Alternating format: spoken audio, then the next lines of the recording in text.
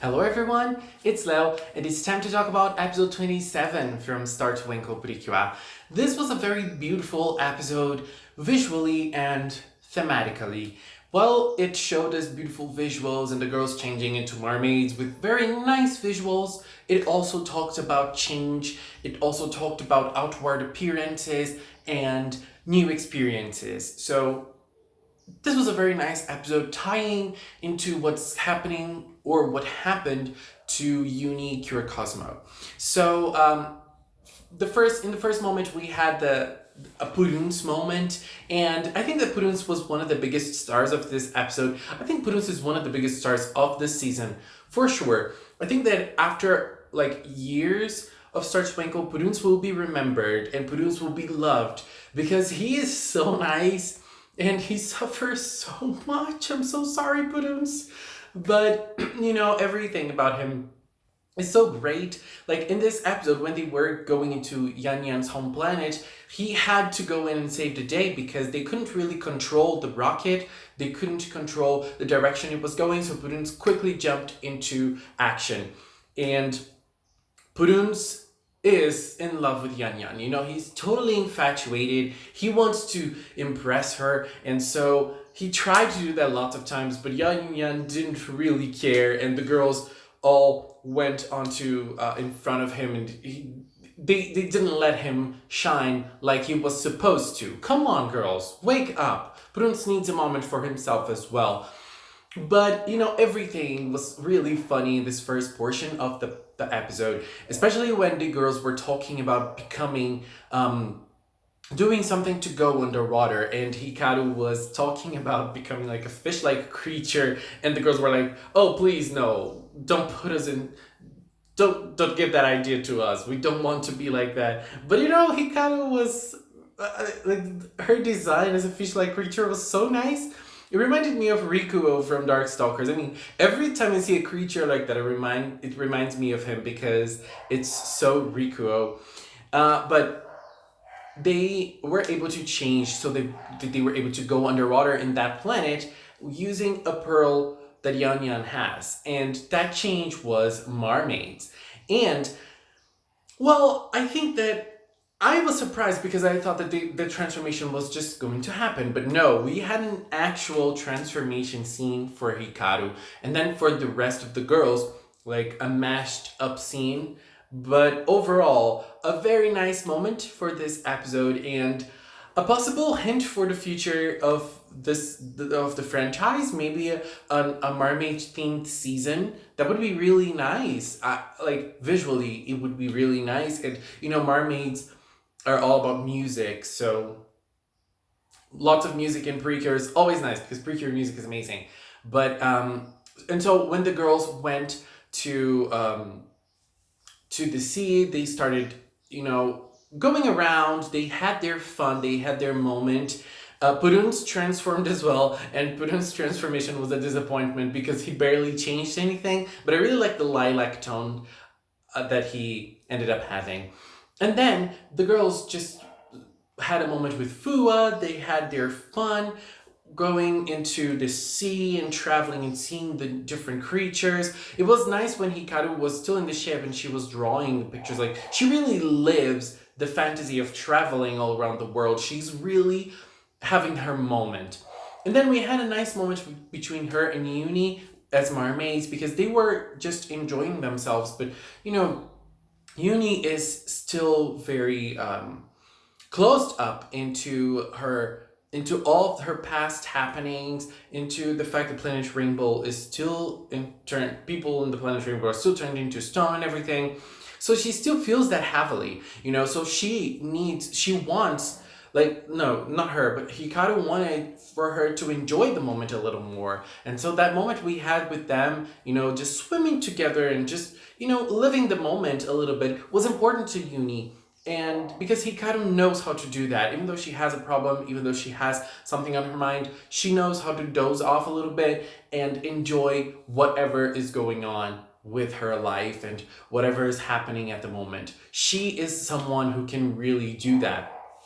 And so the episode progressed with the girls with Iwan attacking them in her ship But the girls didn't really know it was Iwan until they got into a safe place for them because they could breathe.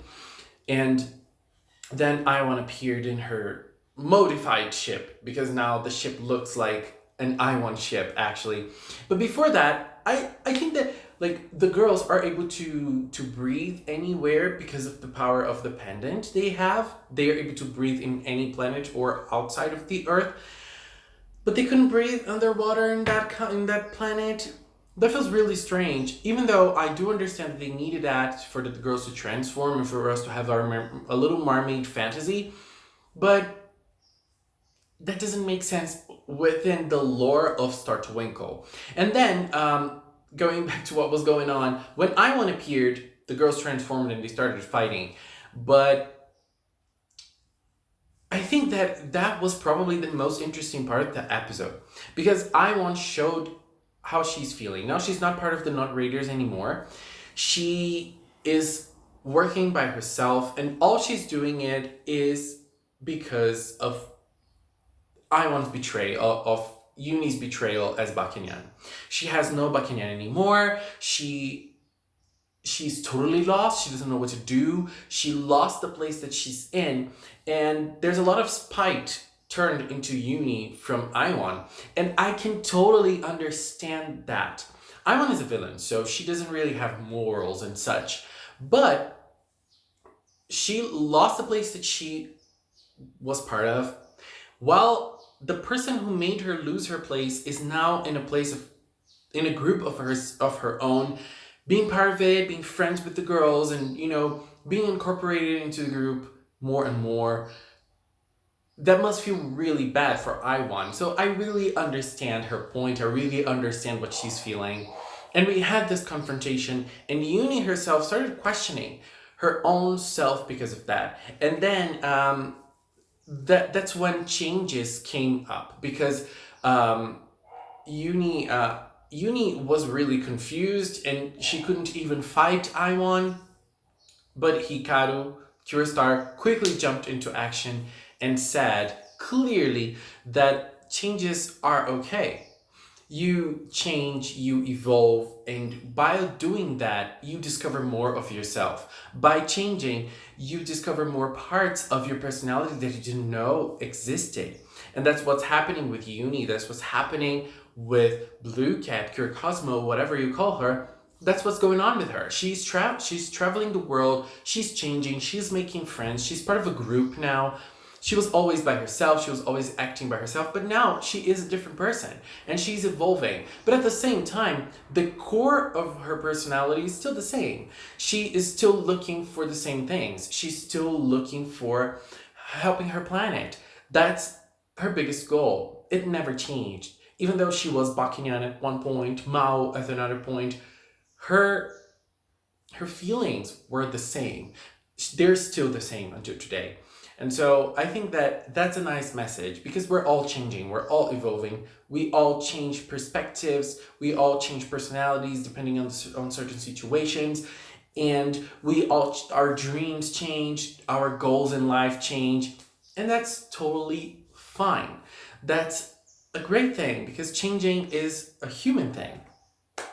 And so the girls were able to win against that robot. It was nice because we didn't have a monster in this episode. We had a robot.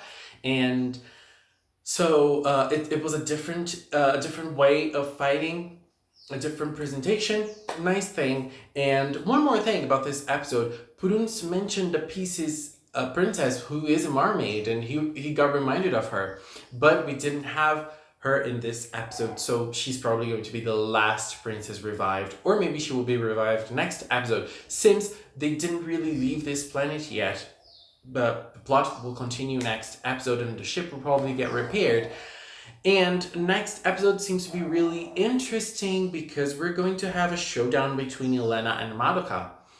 Things will get a little rough between them, and I'm very curious to see what's going on, what will go on between them that will make them feel that way, that will make them fight against each other, because I don't really see that in their personalities at all.